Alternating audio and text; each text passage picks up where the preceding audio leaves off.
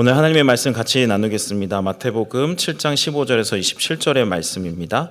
마태복음 7장 15절에서 27절의 말씀입니다. 한 절씩 교독하시고 마지막 절은 함께 읽도록 하겠습니다. 거짓 선지자들을 삼가라. 양의 옷을 입고 너희에게 나아오나 속에는 노략질하는 일이라. 그들의 열매로 그들을 알지니 가시나무에서 포도를 또는 엉겅퀴에서 무화과를 따겠느냐.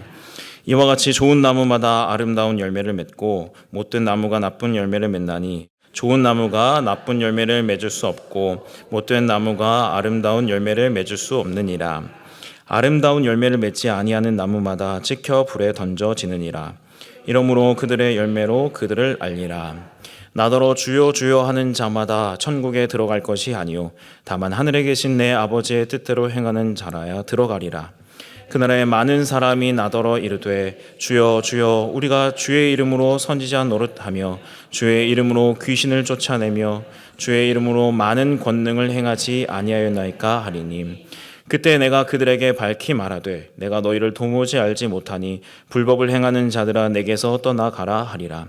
그러므로 누구든지 나의 이 말을 듣고 행하는 자는 그 집을 반석 위에 지은 지혜로운 사람 같으리니 비가 내리고 창수가 나고 바람이 불어 그 집에 부딪히되 무너지지 아니하나니 이는 주추를 반석 위에 놓은 까닭이요 나의 이 말을 듣고 행하지 아니하는 자는 그 집을 모래 위에 지은 어리석은 사람 같으리니. 같이 읽겠습니다. 비가 내리고 창수가 나고 바람이 불어 그 집에 부딪힘에 무너져 그 무너짐이 심하니라. 아멘.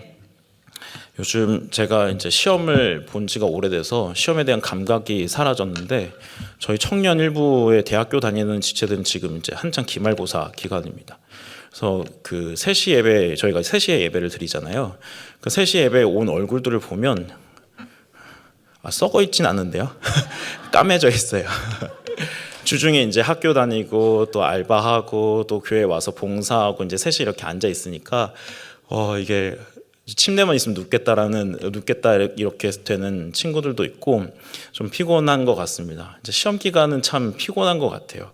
저도 이제 시험을 본 지가 목사고시를 보고 나서 이제 한 5년 이제 됐으니까 이제 5년 동안 저에게 시험이 없었습니다.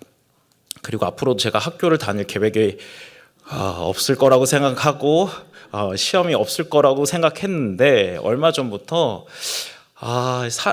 제가 인생을 논하기 좀 그렇지만 인생을 살아가는 게 막 시험 기간 같다라는 생각이 들었어요.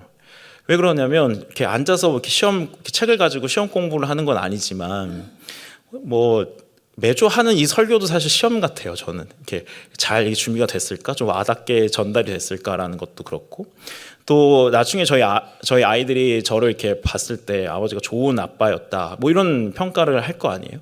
나름대로 어떤 삶을 살아가면서 약간 이게 시험 이제 그런 책을 가지고 하는 시험은 보지 않지만 누군가 나를 평가하고 누군가 바라보는 이것 때문에 내가 나름대로 우리가 시험 기간을 살아가고 있구나라는 생각이 듭니다. 근데 이게 제 생각만이 아니라 이렇게 살펴보면 다 그렇습니다. 세상도 어떤 이 시험이 주는 결과를 굉장히 중요하게 여기잖아요. 그러니까 어떤 결과를 중요하게 여기기 때문에 이 결과를 내기 위해서 어떤 시험을 이제 계속 봅니다. 특별히 이제 한국 사회에서는 이 결과가 중요하기 때문에 이 결과를 내기 위해서 엄청 노력을 많이 해요. 공부도 하고 거기다 돈도 쏟고 뭐 여러 가지를 합니다. 우리 청년들을 막 봐도 대학교를 졸업하고 좋은 직장에 취직을 했음에도 불구하고 또 좋은 직장에 가기 위해서 잠을 줄이고 열심히 노력하는 모습을 너무 많이 봅니다. 근데 그렇게 해야 자신을 증명할 수 있고 이 세상이 원하는 열매를 낼 수가 있으니까 그렇게 되겠죠. 단순히 이런 일뿐만 아니라 뭐 인간관계 또 뭐가 있을까요? 또 어떤 자기 개발, 그리고 그렇게 결심하고 결심해도 되지 않는 다이어트, 운동 이런 거 다 안 되죠. 다 합니다. 그런데 안 돼요, 잘. 근데 어떤 결과를 내기 위해서 그런 노력들을 이제 이 세상 사람들도 다 해가는 겁니다. 그렇다면 하나님 나라는 어떨까요? 하나님 나라도 똑같아요. 하나님 나라가 뭐 다 괜찮아. 너 지금 이런 사역들 뭐 이런 거 열심히 하지 않아도 하나님 너 다 알아주시고 이렇다 얘기하지만 오늘 본문만 해도 열매를 얘기하고 있고 요한복음 15장에서는 열매 맺는 삶에 대해서 나는 참 포도나무여 너희는 가지니 하면서 열매 맺는 삶에 대해서 이야기하시고, 마태복음 이 후반부에 가면 종말의 이야기를 하면서 그의 인생을 심판하시는 하나님이 등장하시죠. 그리고 그 계시록에서도 심판하시는 하나님이 등장하면서 어찌됐든 신앙생활조차도 어떤 하나의 시험 기간처럼, 시험을 보는 것처럼 이렇게 되어 있습니다. 그래서 우리가 막 대충 하면 아마 주님이 어떻게 하실 거야 라는 막연한 두려움들이 우리 안에 이제 생기게 되죠. 또 우리 개개인의 삶도 마찬가지입니다. 이제 한 학기를 이제 마무리하시니까, 특별히 여기는 조장 목자분들이 많이 계시니까 그런 생각을 더 하실 것 같아요. 이번 한 학기는 어떻게 되었을까? 이번 한 학기의 목자들하고 또 우리가 기도했던 그 목원들이 어떠한 마음과 어떤 생각을 가지고 이 한 학기를 보냈을까라는 생각을 아마 하실 겁니다. 청년부도 이제 그런 일들이 있는데요. 저희는 이제 목장 보고서를 매주 이제 올리게 되어 있습니다. 저는 교구를 잘 몰라서 그렇게 하는데, 기도 제목과 또 이제 목원들의 그 특이 사항들 다 적게 되어 있어요. 그래서 이제 한 학기 이렇게 쭉 보면 처음부터 이렇게 처음에는 굉장히 서먹서먹했다가 이게 점점 관계가 익어가는구나, 이걸 다 볼 수가 있습니다. 그러니까 하나의 어떤 열매고 또 결과죠. 이렇게 보면 세상이 전부 다 어떤 과정이 있고 결과가 있고 또 시험 기간처럼 열심히 준비하는 기간이 있고 성적이 나오는 그 기간이 있습니다.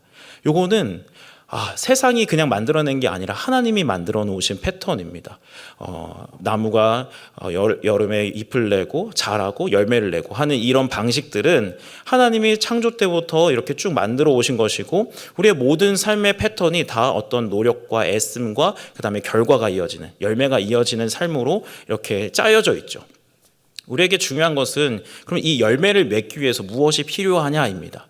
이런 패턴이 누구나 다 똑같기 때문에 이 열매를 내기 위해서 우리에게는 어떤 능력이 필요해요. 어떤 애씀과 어떤 노력들이 필요하단 말이죠. 그러면 어떤 능력과 어떤 애씀이 우리에게 필요하냐, 이게 중요합니다. 세상도 열매를 얘기하고 하나님 나라도 열매를 얘기하고 우리의 개인의 삶에도 열매를 얘기한다면, 이 각기 다른 열매 가운데 어떠한 능력, 특별히 우리의 신앙생활 가운데 어떠한 능력이 우리에게 필요하냐, 이게 굉장히 우리에게 중요한 부분이죠. 오늘 본문은 마태복음에서 가장 첫 번째 나오는 예수님의 설교의 그 결론 부분입니다. 이 결론 부분에서 예수님이 이제 5장부터 시작했던 이 설교를 마무리하시는 거예요. 천국 백성의 삶은 이렇고 또 너희가 율법을 잘 지키는 바리새인보다 더 큰 의, 더 나은 의로 살지 않으면 안 된다라고 말씀하셨고, 또 율법이 이야기하는 것보다 더 높고 더 세밀한 하나님의 법을 말씀하셨습니다. 그리고 오늘 이제 이 결론 부분이 나오는 거예요. 이제 하나님의 백성의 삶이 어떻게 마무리 지어 가느냐, 이렇게 하시면서 이제 열매에 관한 말씀을 하십니다. 근데 이 결론부의 내용의 시작이 너무 당연해요. 이 너무나 당연한 말씀으로 결론을 시작하시는데요. 16절부터 보시면, 그들의 열매로 그들을 알지니 가시나무에서 포도를 또는 엉겅퀴에서 무화과를 따겠느냐. 이와 같이 좋은 나무마다 아름다운 열매를 맺고 못된 나무가 나쁜 열매를 맺나니, 좋은 나무가 나쁜 열매를 맺을 수 없고 못된 나무가 아름다운 열매를 맺을 수 없느니라. 너무나 당연한 말이죠. 좋은 나무니까 좋은 열매를 맺고, 나쁜 나무니까 못된 열매를 맺어요. 콩 심은데 콩 나고 팥 심은데 팥 나는 당연한 이야기를 주님은 두 번이나 반복하시면서 반드시 좋은 나무는 좋은 열매를 맺게 되었고 못된 나무는 나쁜 열매를 맺게 되었다, 그러시면서 열매를 가지고 그 나무가 좋은지 나쁜지를 판단할 수 있다고 말씀을 하시는 거죠. 열매를 보라, 이렇게 말씀을 하시는 거예요. 이거는 너무나 당연합니다. 우리 주변에 위인이라고 하는 사람들을 보면 그 사람의 인생의 그 열매가 정말 위대하고 대단하기 때문에 그들이 위인이잖아요. 나쁘고 좀 악하고 이런 사람들을 좋은 인생이라고, 좋은 나무라고 할 수는 없잖아요. 친일파를 좋은 나무라고 할 수는 없잖아요. 이순신은 좋은 나무라고는 할 수 있죠. 결과가 있습니다. 늘 우리는 결과를 가지고 그 사람의 인생을 판단하게 돼요.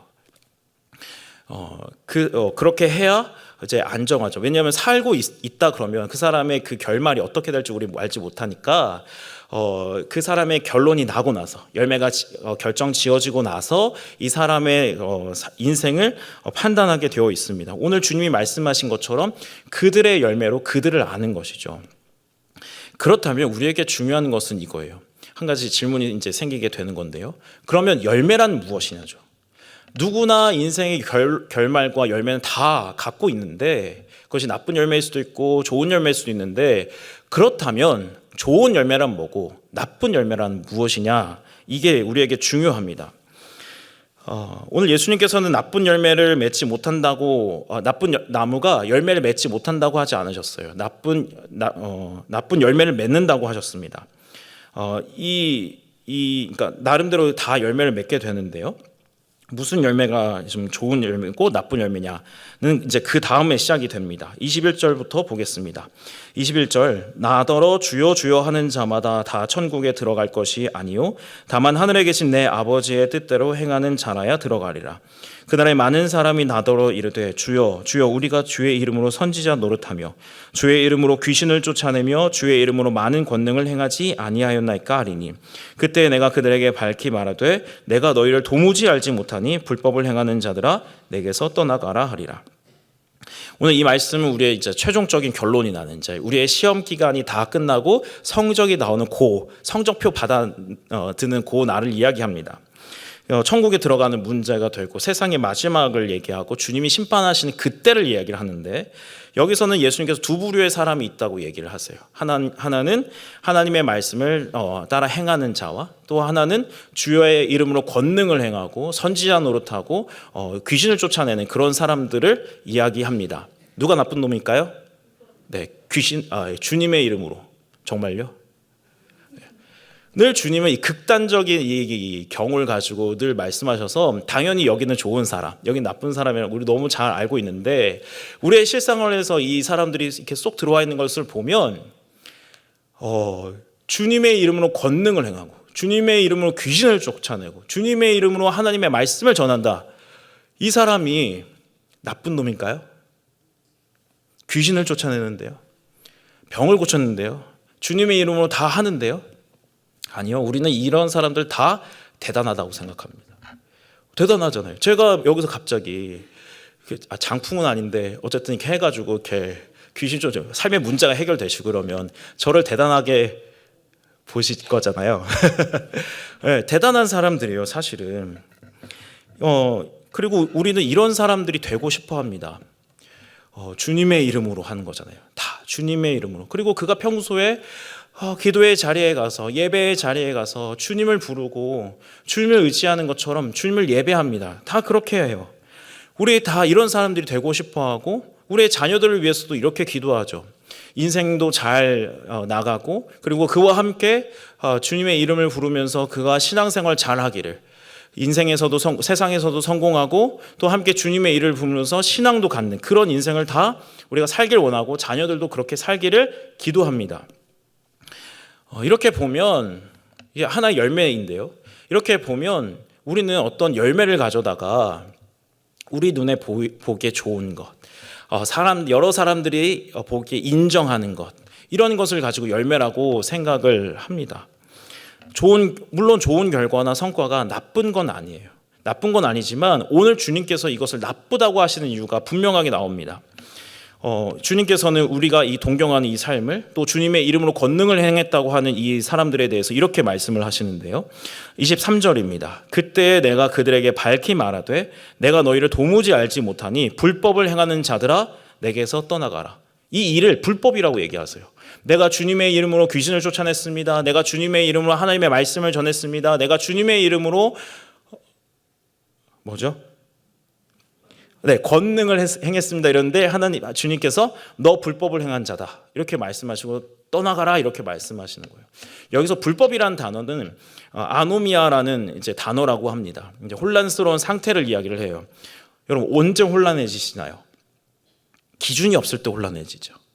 전체적인 어떤 대형이 있는데 거기에 기준이 없으면 이 대형이 다 흐트러집니다. 그리고 교통 신호가 혼란해지면 너무 다 혼란스럽게 가요. 그러니까 기준이 없다는 상태를 이야기를 하는데 특별히 무슨 기준? 예수라는 기준이 없는 상태를 지금 이야기하고 있습니다. 하나님 나라의 백성들이 하나님의 뜻에 따라 예수 그리스도를 기준 삼아 살아가야 하는데 그 기준에 따라 살아가지 않고 자기 멋대로 살아가되 그 기준을 자기를 위하여 자기를 기준으로 가지고 살아가는 거예요. 이렇게 보면 굉장히 혼란스럽고 문제가 많을 것 같잖아요. 그런데 여러분 보십시오. 세상도 가장 강력한 힘을 갖고 있는 사람이 기준이 되면 거기에 다 집중되어서 거기에 질서가 탁탁탁 잡힙니다. 주님은 그냥 단순히 혼란스러운 상태를 이야기하시는 게 아니에요. 기준이 예수님이 아닌 상태를 이야기하시는 것입니다. 우리는 다 각자의 기준을 가지고 아름답게 만들어갈 수 있고 어떤 일들을 착착착 진행할 수도 있습니다. 그런데 예수님께서 그렇게 되더라도 그것이 나쁜 열매일 수 있다고 얘기하시는 거예요. 조건이 뭐냐? 기준이 예수 그리스도가 아니면이에요. 예수 그리스도가 기준이 아니면 그게 혼란스러운 상태고 잘못된 상태고 불법이라는 말씀이죠. 그러면 거기서 일어나는 모든 일들은 다 나쁜 열매고 주님이 인정하지 않으시는, 내게서 떠나가라고 하시는 불법한 일이 됩니다. 이 말씀은 굉장히 무서운 말씀이에요. 오늘 이 말씀은 교회 밖에 있는 사람들에 대해서 이야기하시는 것이 아닙니다. 교회 안에 있는 예수님을 믿는다고 하는 사람들에 대해서 주님 말씀하시는 거잖아요. 이런 점에서 우리는 한번 우리의 신앙을 이 말씀 앞에 점검해 봐야 됩니다. 다 좋은 게 아니죠. 늘 점검하고 이게 맞는 건지, 나의 기준이 정말 맞는 건지 점검해 봐야 됩니다.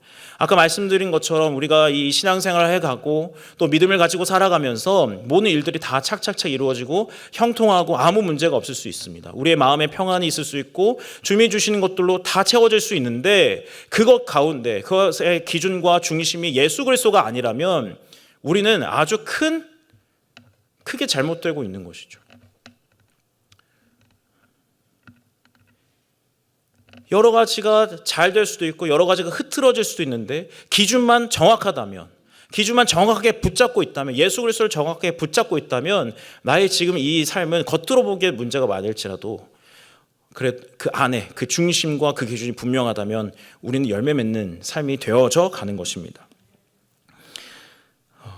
나쁜 열매가 이런 삶이라면 반대로 아름다운 열매는 무엇이죠? 계속해서 21절을 보겠습니다.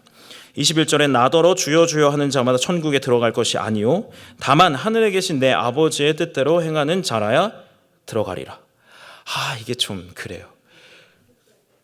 능력이 없이 살아가고 하나님 말씀만 지키면 된다고 할 때 조금 편하게 말씀해 주시면 좋겠는데, 믿기만 해라, 느끼기만 해라, 기도만 해라, 이렇게 하시면 좋겠는데, 하나님의 말씀, 하늘에 계신 아버지의 뜻대로 행하는 자, 그 말씀을 그냥 묵상하고 느끼고 어떤 감동을 받고 하는 자 아니고, 이 말씀을 행하는 자가 좋은 열매, 아름다운 열매 쪽에 있다고 말씀을 하시는 거잖아요.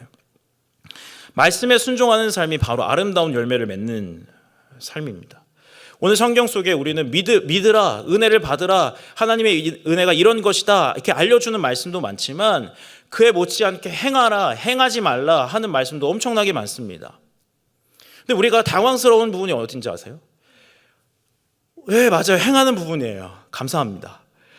근데요, 저희가 고난주간 되고 십자가 생각하면 너무 좋잖아요. 우리의 죄를 용서받고 우리의 용서받는 정도가 과거의 죄와 현재의 모든 미래의 죄까지 다 용서받는 거 아니에요? 너무 좋죠. 주님께서 나 이렇게까지 사랑하시고 나를 이렇게 용서하시다니 너무 감사하죠. 그러나 그 다음 그 복음이 요구하는 삶은 누군가를 용서하는 삶이잖아요. 받았으니까 너도 거저 주라고 말씀하셨잖아요. 너가 이만큼 빚졌는데 내가 이만큼 용서했으니까 너는 그보다 작은 빚을 진 사람에게 용서를 베풀고 빚을 탕감해 주라고 하신 말씀이 누가복음에도 엄청 많고 하나님의 말씀 속에 엄청 많아요. 그런데 우리는 십자가를 앞에 두고 눈물도 흘리고 감격도 하고 그건 되게 좋아하는데 이거를 십자가를 나의 삶으로 끌어오는 것에 대해서는 되게 거북해합니다.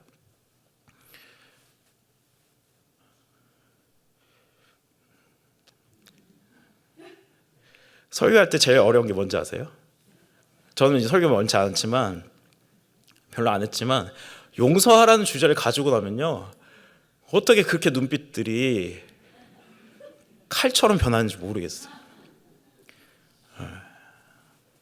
주님이 너를 이렇게 용서하셨으니까 너도 용서해야 돼 이렇게 하는데 사실 저도 부담스러워요. 저도 용서 못할 사람이 있고 그런데 받은 만큼 하지 못하는 거죠. 그런데 주님 어쨌든 우리에게 행하는 삶에 대해서 아름다운 열매라고 말씀하셨어요. 그것을 그냥 담아두고 그것을 그냥 좋다고, 아유 좋다, 주님의 은혜가 참 좋다, 이렇게만 있는 삶이 아니라 그 삶을 행하는 삶이 아름다운 열매를 맺는 삶이다라고 이렇게 말씀하신 거죠.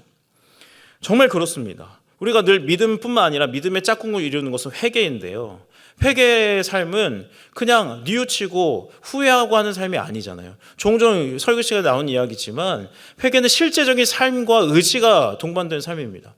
프란시스 셰퍼가 이 회개는 눈물 한 방울 흘리지 않고도 할 수 있는 거라고 했어요.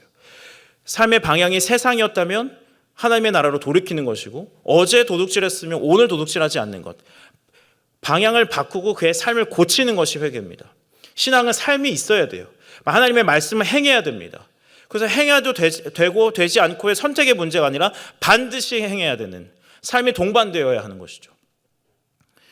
주님께서는 이러한 삶이 아름다운 열매라고 말씀하시고 이러한 삶을 살라고 우리를 이렇게 말씀을 하시는 거예요.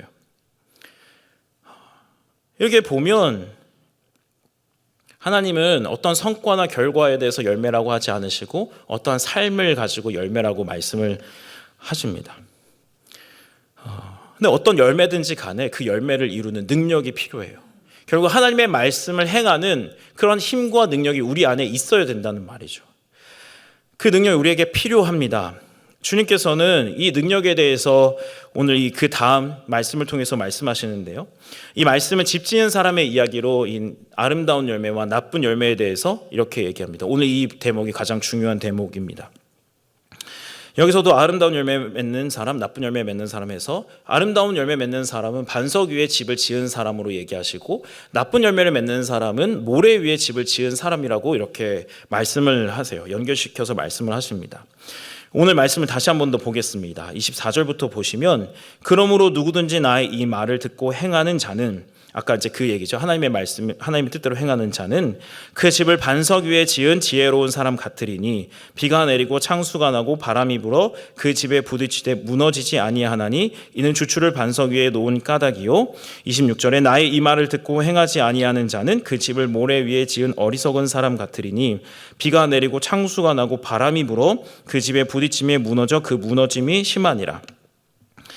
한 사람은 나의 이 말을 듣고 행하는 자죠. 한 사람은 이 말을 듣고 행하지 않는 자예요. 그리고 행하는 자는 반석 위에 지은 사람이고 행하지 않은 자는 모래 위에 집을 지었대요. 근데 여기에서 정확하게 한번 말씀을 한번 보겠습니다. 오늘 이걸 보면 이미 이 사람은 집을 지어놨어요. 우리가 행했다고 했기 때문에 겉으로 보이는 것이라고 생각해서 집을 이 행함이라는 것과 연결시키는데요. 두 번째, 이 사람은 말씀을 듣고도 행하지 않았는데 그 집이 있잖아요. 그렇죠? 모래 위에 집을 지어놨잖아요.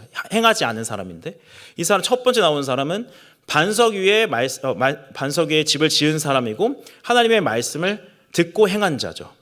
그렇다면 행하기 전에, 어떠한 삶을 살아가기 전에 이 사람의 집이 지어져 있었던 거예요. 실제로 오늘 이 헬라어를 보면 집을 지었다라고 하는 이 동사가 과거입니다. 과거. 짓고 있다가 아니라 이미 지어 놨다는 거예요. 그래서 이 어떠한 삶을 살아가기 전에 이 사람의 삶이 어떤 반석 위에 놓여 있고 어떤 삶은 모래 위에 놓여져 있었다는 것이죠. 그리고 이 행함은 비가 나고 홍수가 오고 바람이 불어서 무너지느냐 무너지지 않느냐로 판단이 되는 것입니다. 그렇다면 이거예요. 말씀을 행하는 자의 삶은 흔들리지 않는 기초 위에 놓여 있고, 말씀을 행하지 못하는 사람은 흔들리는 기초, 무너지는 기초 위에 세워져 있는데, 이게 뭐냐는 거죠. 우리가 잘 아는 것처럼 오늘 이 말씀 속에 계속 나오는 것처럼 말씀입니다. 말씀에 깊이 뿌리 박고 있느냐, 말씀에 깊이 뿌리를 내리고 더 깊어지고 있느냐가 하나님의 말씀을 행하느냐를 결정짓고, 이 삶은 아름다운 열매를 맺느냐 안 맺느냐를 결정짓는 것입니다. 거기에서 능력이 나오니까요. 하나님의 말씀 속에서 능력이 나옵니다.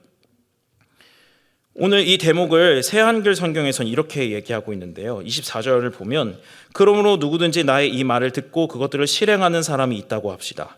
그는 자기 집을 바위 위에 지은 생각이 깊은 사람과 같을 것입니다. 반대로 모래 위에 지은 사람에게서는 누구든지 나의 이 말을 듣고 그것들을 실행하지 않는 사람이 있다고 합시다.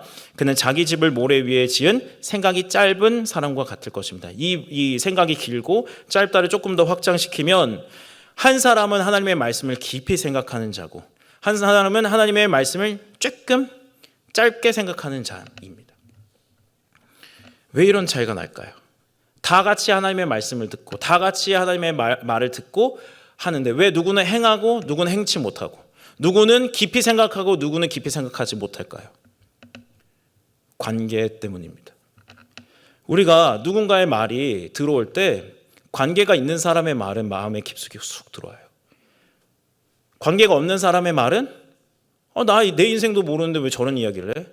툭 처리합니다. 물론 기분 나쁘게 저의 약함과 단점에 대해서 이야기하는 사람도 있어요. 그건 깊이 생각하는 게 아니라 계속 머릿속에 맴돌아서 화가 나는 거죠. 그거는 다른 겁니다. 사람들이 살면서 위로를 받고 싶잖아요. 저도 위로를 받고 싶습니다. 기도를 한다고 매번 위로를 주지는 않으세요.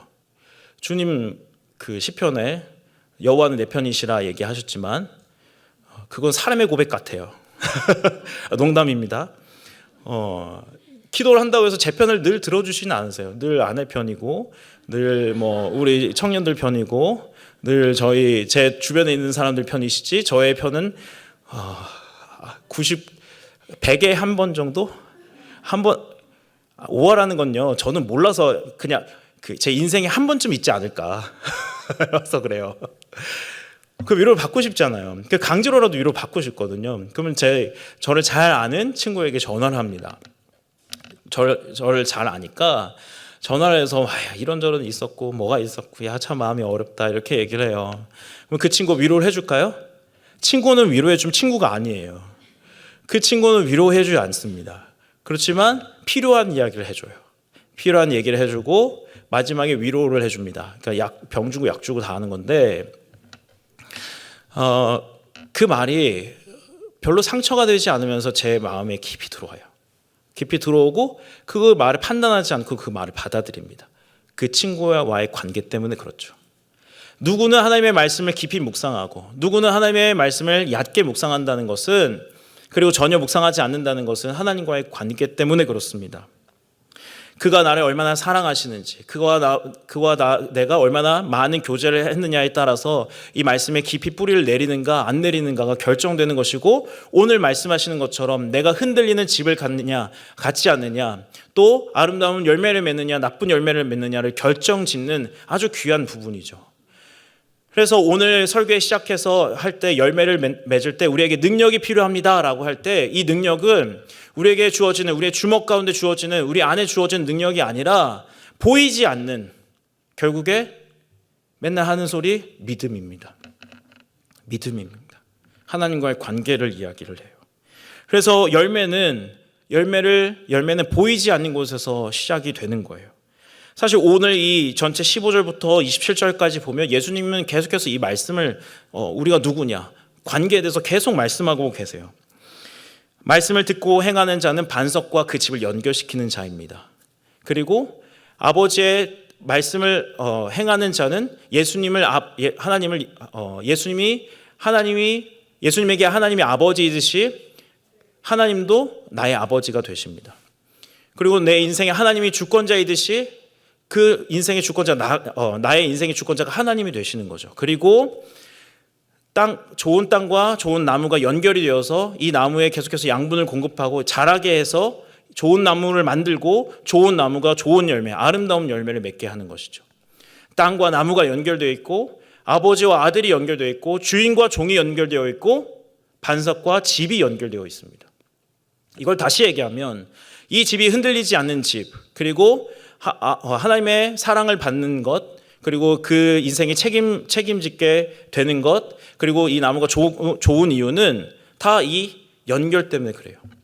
반석이 그 집을 붙들고 있으니까 아버지의 사랑이 그 자녀를 붙들고 있으니까 그의 인생의 책임자이시오 주권자이신 그분이 그 인생을 붙들고 인도하고 계시니까 그 땅이 나무를 붙잡고 있으니까 그 나무가 아름다운 열매를 맺는 것이고 그 자녀가 하나님의 말씀을 따라가는 것이고 그 집이 아무리 비가 내리고 홍수가 나더라도 흔들리지 않는 것이죠. 하나님이 우리를 붙들고 계시기 때문에 우리가 아름다운 열매를 맺을 수 있습니다. 우린 열매에 계속 초점을 맞춥니다. 어떻게 하면 우리가 더 아름다운 열매 맺을 수 있을까? 어떻게 하면 좋은 열매 맺을 수 있을까? 어떻게 하면 좋은 성과와 좋은 결과를 낼 수 있을까? 거기에만 있는데 오늘 성경에는 자꾸 어디에 뿌리를 받고 있는지 확인하라고 말씀하세요. 너희가 얼마나 중요한 문제냐? 너희가 어디에 인생의 기초를 두고 있고 어디에 깊은 뿌리를 두고 있느냐? 그걸 확인하라고 주님 말씀하고 계세요. 좋은 나무가 좋은 열매를 맺는데요.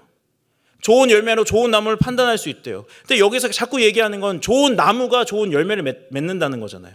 좋은 나무가 되라. 그러면 어떻게 해야 되냐? 이 나무가 뿌리를 깊이 받고 거기서 양분을 취하는 거잖아요. 아름다운 열매는 보이지 않는 이 기초에서부터 시작이 됩니다. 얼마나 하나님과 우리가 깊은 교제로 들어가느냐, 얼마나 하나님과 우리가 깊은 사랑 가운데 있느냐, 하나님 나를 얼마나 사랑하시고 나의 인생을 붙들고 계시느냐, 강한 힘으로 얼마나 나를 지키고 계시느냐, 이걸 알 때 우리 안에 우리의 인생에 아름다운 열매가 맺혀지는 것이죠. 그러므로 열매는 어떻게 있는 것이 아닙니다. 어떻게 있는 것이 아니에요. 내가 누구냐와 관련되어 있는 겁니다.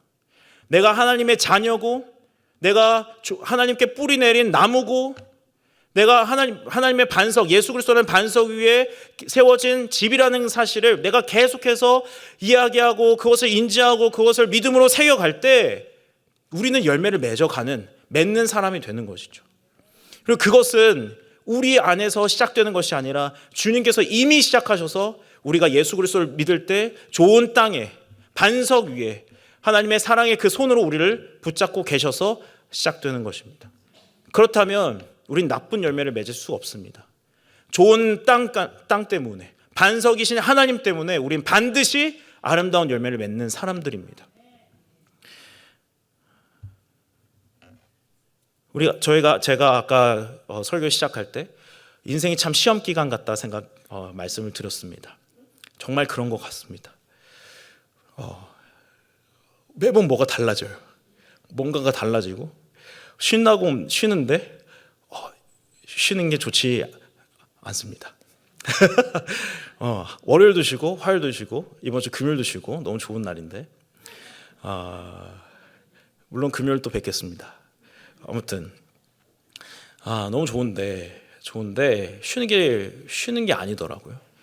생각지 못한 일들이 계속 있고 또 그 문제를 해결해야 되고 마치 내가 알지 못하는 시험 문제가 막 찾아와서 문제를 풀어야 되는데 해답지는 없는, 주님께 기도해도 뭐 별 답이 없으셔서 어떻게 해야 될까만 하고 있는 시험 기간 같습니다. 그래서 오늘 새벽 기도 하는데 주님 이렇게 인생이 재미없으면 살겠습니까? 얘기도 하고 좀 주님과 좀 그런 얘기를 좀 했는데 주님 왜 이렇게 주님 오실 때까지 이렇게 열매 맺으라고 하셨어요? 분명히 오늘 이제 제가 설교 초반에 말씀 안 드렸지만 거짓 선지자들이 와서 하나님의 말씀에 뿌리되지 못하게 만들거든요. 그런 일들도 있고 우리의 인생에 여러 가지 풍파와 홍수 같은 일들이 있는데 주님 차라리 그냥 구원하시고 빨리 데려가시면 좋잖아요. 기왕 어차피 다 데려가실 거 좋잖아요. 왜 굳이 주님 이제 언제 오실 것도 얘기 안 하시고 이렇게 가셔서 좀 애석하다 이런 생각 들고 좀 원망스러운데 제가 이런 얘기를 너무 많이 하죠. 수요일날 제 한탄을 좀 얘기해가지고. 근데 주님이요 그냥 기도 시간 가운데 그런 마음을 주세요. 야, 시험 기간이니? 참 여행인데 너와 함께 하고 있는 여행인데 이렇게 말씀하세요. 아유 주님이 우리에게 여행의 시간을 주세요. 왜일까요?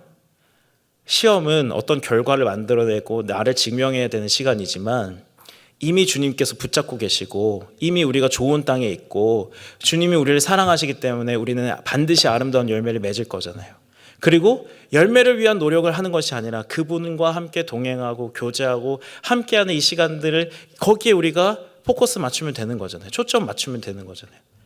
주님이 우리에게 이 시간을 주신 것은 결과를 내라, 열매를 맺어라 하시는 것이 아니라 나와 같이 여행하자, 나와 교제하고 나와 함께 사랑을 나누고 나와 깊어지자 우리를 부르신 것입니다.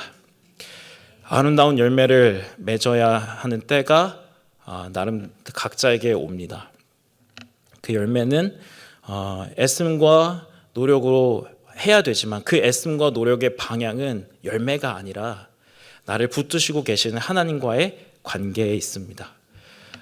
오늘 하루가 또 이번 이 한 학기가 주님과 더욱더 깊어지시고 그 사랑의 열매가 무르익으시고 우리 얼마 전 아가서 봤는데 그 아가서의 그 남자와 여자의 그 사랑의 속삭임처럼 주님과 사랑을 속삭이시며 이 한 학기를 잘 마무리하시고 아름다운 열매 맺는 그런 귀한 주님의 성도들 되시기를 주님의 이름으로 축원합니다.